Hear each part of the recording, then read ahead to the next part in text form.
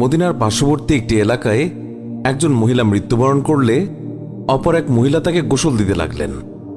যে মহিলা গোসল দিচ্ছিল তার হাত যখন মৃত মহিলার উরুতে পৌঁছালো, তখন সে আশেপাশে বসা 2-4 জন মহিলাকে বলে উঠল, হে আমার বোনেরা, তোমরা কি জানো এই যে মহিলা আজ মৃত্যুবরণ করেছে, তার তো অমুক পুরুষের সাথে অবৈধ সম্পর্ক ছিল। গোসল প্রদানকারী মহিলা যখনই এই কথা বলল, অমনি সাথে সাথে অলৌকিকভাবে তার হাত মৃত মহিলার উরুর সাথে আটকে গেল। পাশের মহিলারা ওই মহিলার হাত ছুটানোর জন্য অনেক টানাটানি করল, কিন্তু কিছুতেই ছুটাতে পারল না। বেশ জোরাজুরি করাতে হাতের সাথে উরুও চলে আসতে লাগলো। এইভাবে অনেক সময় অতিবাহিত হতে লাগলো। মৃত মহিলার আত্মীয় স্বজনেরা বলতে লাগলো, বিবি, এই যে দ্রুত গোসল শেষ করুন, সন্ধ্যা হয়ে আসছে, জানাজা শেষে আমাদেরকে দাফন করতে হবে। মহিলাটি বলল, আমি তো তোমাদের মৃত মহিলাকে ছাড়তে চাই, কিন্তু সে আমাকে ছাড়তে চায় না। এইভাবে রাত হয়ে গেল আর তার হাতও উরুর সাথে আটকেই রইল। ভোর হলো, কিন্তু ওইভাবেই রইল। তখন সমস্যার জটিলতা দেখে মহিলার পরিবারের সদস্যগণ উলামায়ে কেরামের কাছে গেলেন এবং একজন আলেমকে বললেন, মৌলভী সাহেব, একজন মহিলা অন্যজনকে গোসল দিচ্ছিলেন, তখন তার হাত মৃত মহিলার উরুর সাথে আটকে গেছে, এখন কি করা যায়? তিনি ফতোয়া দিলেন, ছুরি দিয়ে জ্যান্ত মহিলার হাত কেটে দাও। তখন গোসল প্রদানকারী মহিলার আত্মীয়রা বলল, আমরা আমাদের মহিলাকে ত্রুটিযুক্ত বানাতে চাই না, আমরা তার হাত কাটতে দেব না। সবাই অন্য মৌলভীর কাছে গেলেন, তাকে সবকিছু বললে তিনি বললেন, ছুরি দিয়ে মৃত মহিলার গোশত আলাদা করে দাও। তখন মৃত মহিলার আত্মীয়রা বলল, আমরা আমাদের মৃতকে খারাপ বানাতে চাই না।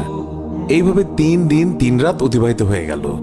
প্রচণ্ড গরম ছিল, সূর্যের তাপ ভয়াবহ রূপ ধারণ করল, ফলে দুর্গন্ধ ছড়াতে লাগল। আশেপাশের অনেক এলাকায় খবর ছড়িয়ে পড়ল।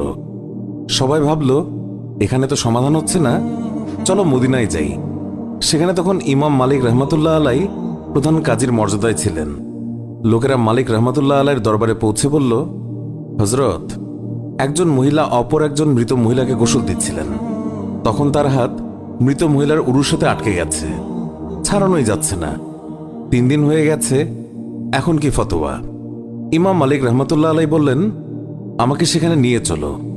সেখানে গেলেন এবং চাদর দিয়ে আড়াল দেয়া হলো।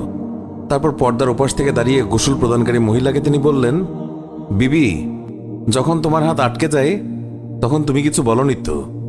মহিলা বলল, আমি শুধু এইটুকুই বলেছি, এই যে মহিলা মৃত্যুবরণ করেছে তার তো অমুক পুরুষের সাথে অবৈধ সম্পর্ক ছিল।